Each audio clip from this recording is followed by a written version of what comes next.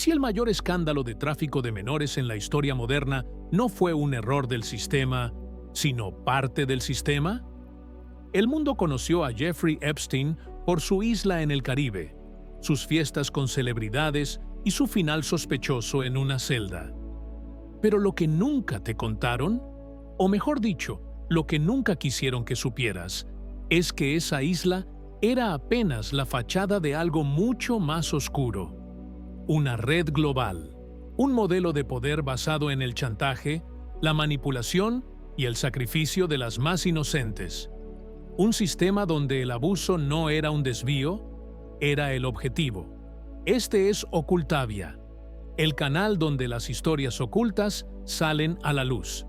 Y hoy te vamos a mostrar todo lo que enterraron, lo que los medios callaron, lo que la élite temía que supieras. Quédate hasta el final, porque vamos a desmontar pieza por pieza el mito del monstruo aislado y revelar la estructura que lo hizo posible. Y prepárate, porque cada capítulo viene con una pregunta que va a resonar en tu conciencia, una que quizás no quieras responder. Jeffrey Epstein no nació en una mansión, ni fue criado por un magnate. Su historia comienza en Brooklyn, Nueva York, en una familia judía de clase media. Su padre trabajaba como jardinero, su madre, asistente escolar. Vecinos lo recuerdan como un niño tranquilo, educado.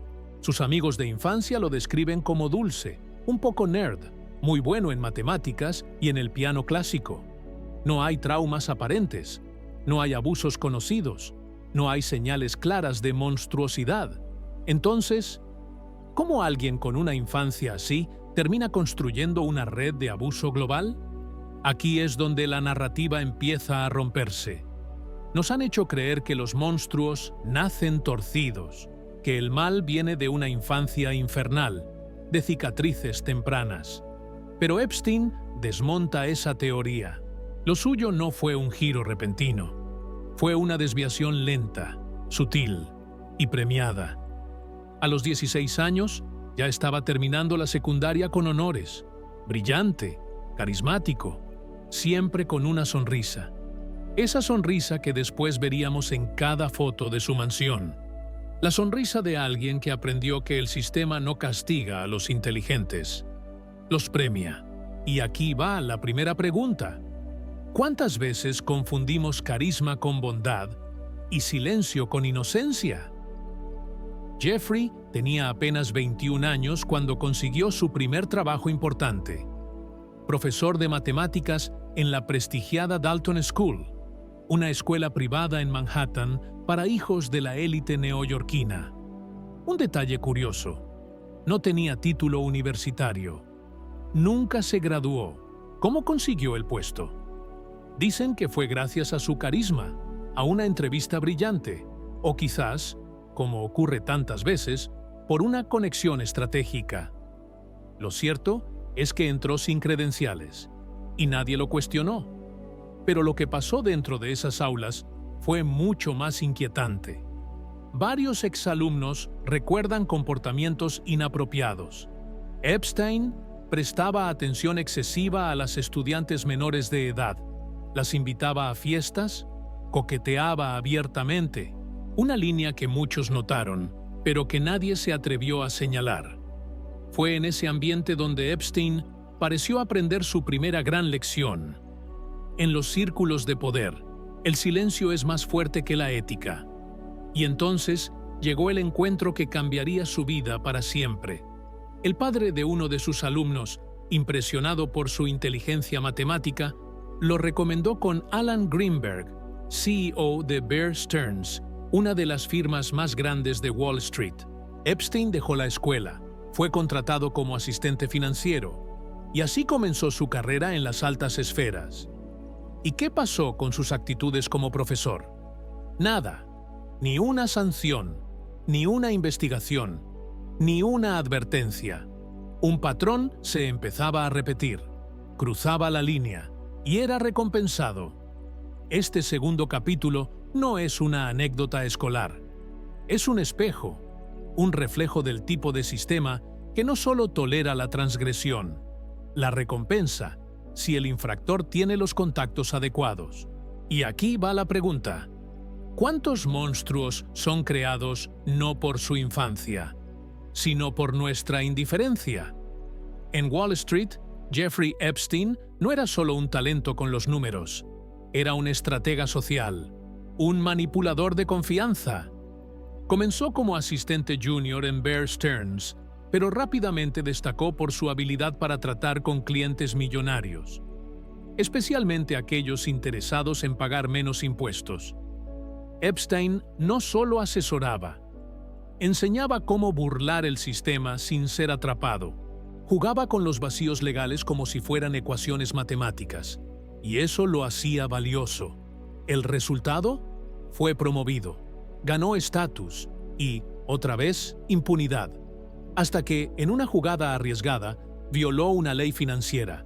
Fue despedido, pero no procesado. Una vez más, salió ileso. Y más astuto. Poco después, fundó su propia empresa de consultoría. Decía ayudar a gobiernos y magnates a recuperar dinero perdido en fraudes. Pero curiosamente, también ayudaba a los propios estafadores.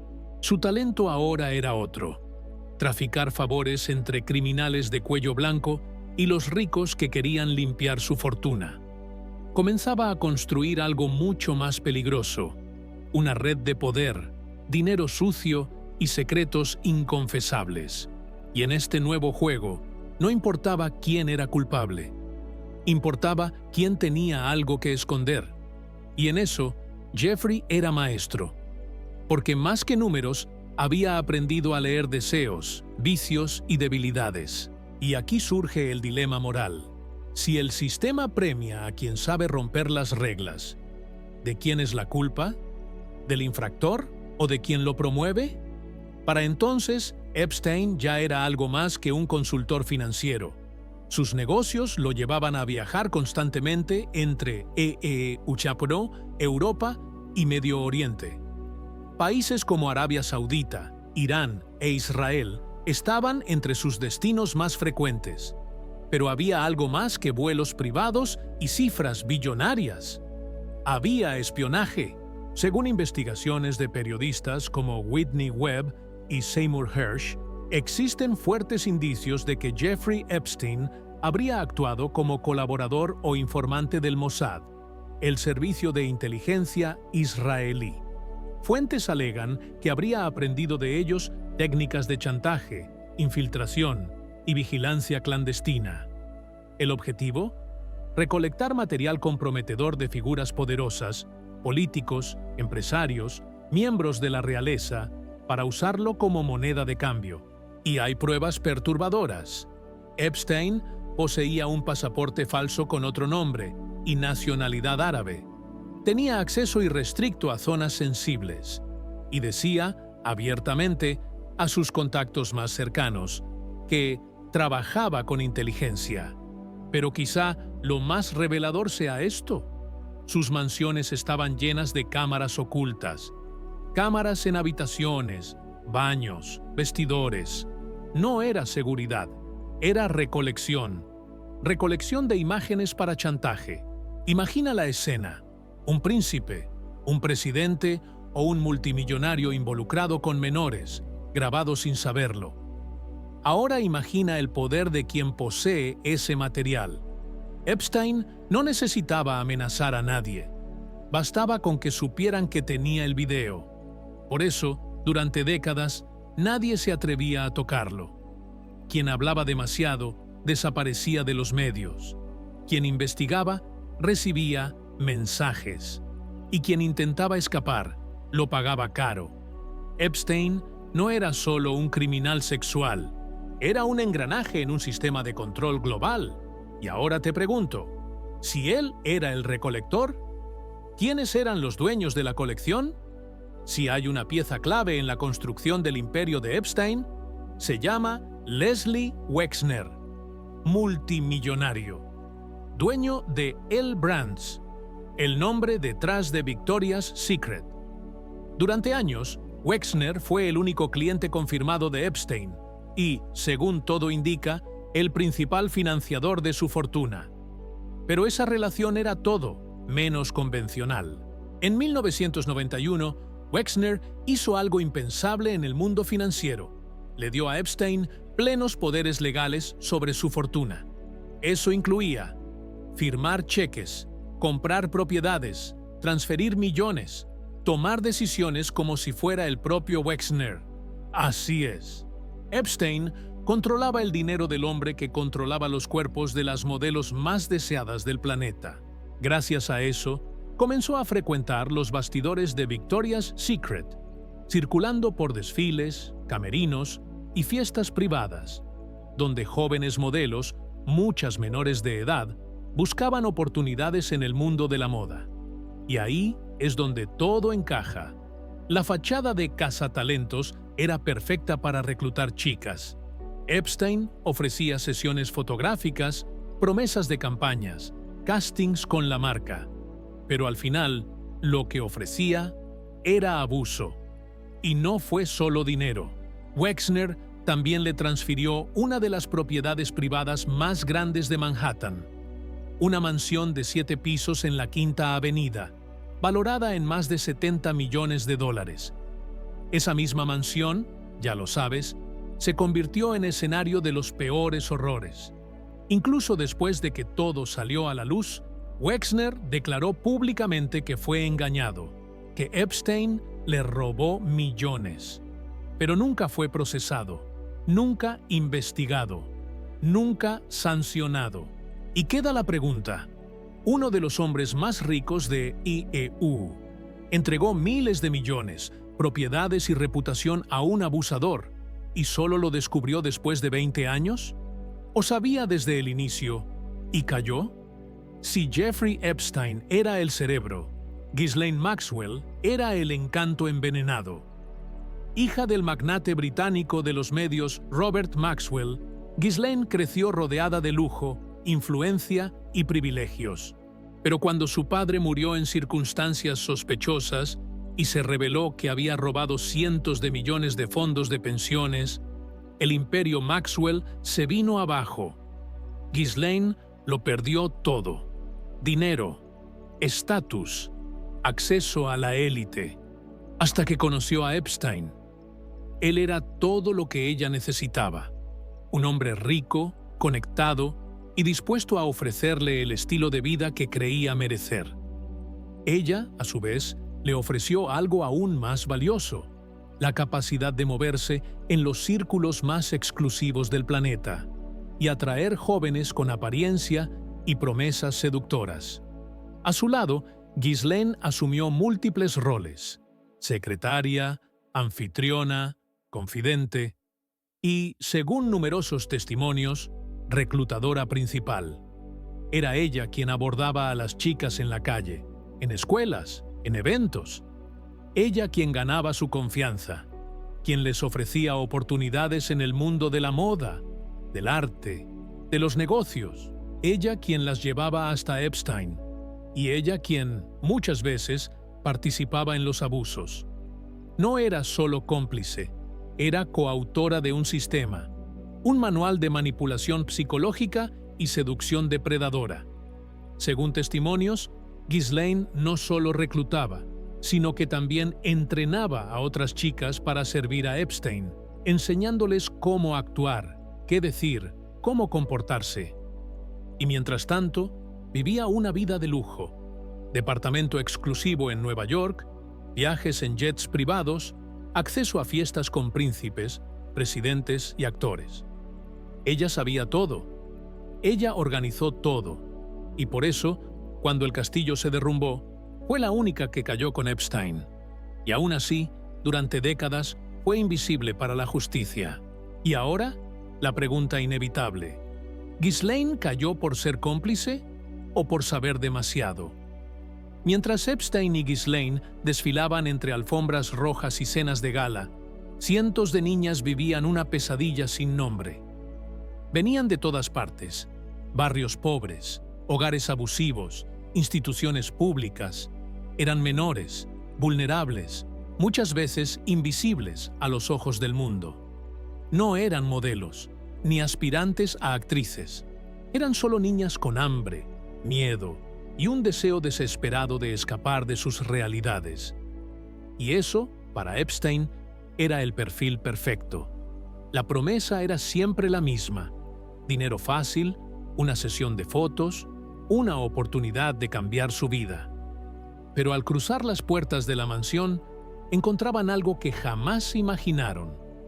Una vez dentro, eran aisladas, colocadas en habitaciones con cámaras ocultas, orientadas a dar masajes a un hombre que, en poco tiempo, estaría desnudo ante ellas. Y el resto, ya lo sabes.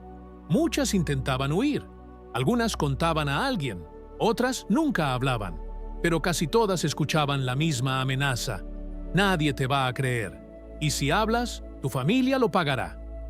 Lo más perverso es que el propio sistema reforzaba esa idea. En 1996, Maria Farmer denunció a Epstein al FBI y a la policía de Nueva York.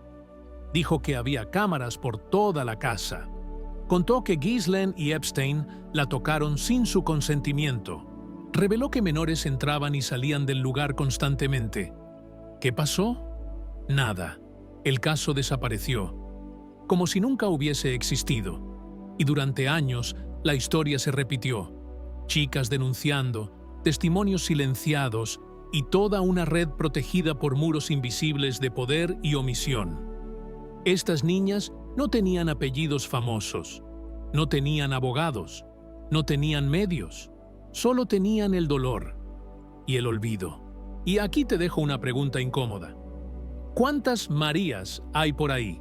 ¿Y cuántas siguen siendo ignoradas? Durante mucho tiempo, se pensó que los crímenes de Epstein eran aislados, fruto de impulsos personales. Pero la verdad es más cruel. Era una operación, planificada, organizada, repetida. La red funcionaba con precisión quirúrgica. Epstein y Ghislaine crearon un verdadero manual de reclutamiento y manipulación. No hablamos de improvisación, hablamos de método. Primero, elegían a las chicas, no a cualquiera. Tenían criterios específicos: vulnerabilidad económica, ausencia de figuras paternas, historial de abuso, baja autoestima, niñas sin a quién recurrir, niñas que podían ser descartadas sin levantar sospechas. Luego venían las invitaciones, siempre a través de otras chicas ya involucradas. Les pagaban para reclutar nuevas víctimas y les enseñaban cómo abordarlas. ¿La propuesta? ¿Quieres ganar $200 por un masaje de 30 minutos? Demasiado dinero para quien no tenía nada. Y así aceptaban. Al llegar a la mansión, encontraban un ambiente lujoso, pero extraño. Allí comenzaba la segunda etapa, la normalización del abuso. Jeffrey estaba desnudo. Las niñas eran presionadas, manipuladas, orientadas a relajarse, a agradar.